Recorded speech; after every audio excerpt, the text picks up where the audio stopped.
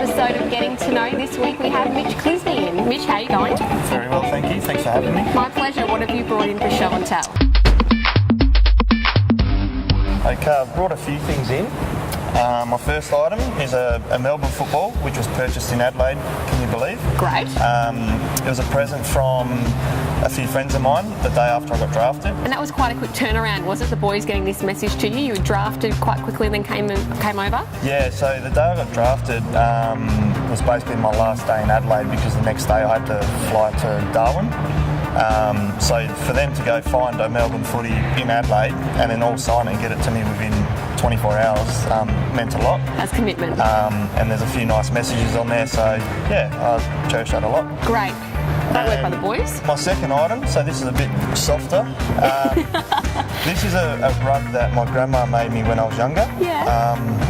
The colours are red and black, so not ideal for Melbourne, but growing up I played for West Broken Hill and their colours were red and black, and I was an Essendon supporter, so that's why it's red and black, and I really love it, and it's something again I'll keep for a long time, and more importantly I guess it reminds me of my grandma who's still here with me. That's great. Has she been able to see you play yet? Yeah, she has. So she came to my debut. Great. And I think she was more proud and happy than anyone. Kados38 would like to know, who are your best mates at the club? My best mates at the club, I'd start with Dean Turlich. So we grew up playing for New South Wales together, so we've got a bit of a connection there, and it just happens that we end up at the same place together. So yeah, there's a little bit of a trend there. And Matt Jones, given that he's a bit older like me, I mean I'm only 23, he's 25, so we're not extremely old, but we get along, the three of us, really well. We tend to do a lot of things together. Great. So I'd say those two. Good choices.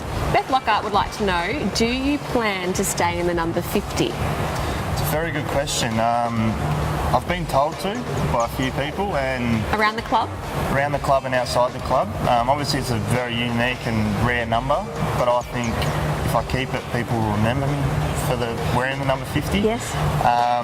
But it's something I haven't thought about too much, but at the moment I think I'll keep it. Watch this space, see what happens. Watch this space, yeah. Silly Izzy would like to know, who is the biggest prankster at the club? The biggest prankster, I would say Lyndon Dunn. Lucky enough, he hasn't played too many on me, so I've got out of it pretty well, but he loves targeting a few players. Okay, Mitch, I've been speaking to your mum, Sandra, and she shared this photo with me of you in primary school, which I think is very cute. You think so? Yeah. I was an attractive little kid, wasn't I? And around this age, this is early primary school, Yep. Your mum did tell me that you were a bit of a sleep talker and a sleepwalker, and around the time when the Winter Olympics were on, you were screaming in the middle of the night and your mum and dad ran in thinking, what has gone on? And you continued to sleep talk and say, there's a lady ice skater under my bed, to which they replied, oh, we'll leave her there, we'll get her out in the morning. And you said, okay, and went back to sleep. Yeah, so Mum loves telling that story, and yeah, it is true, obviously. I did a fair bit of sleep talking and sleepwalking. I'm not sure if I do it now. We'll have to ask Rory might again. have to ask Rory as well. But, and your mum did say that your brother came in the next day to check under the bed to make sure she had gone, which was kind of him. Yeah, so that was very nice of him.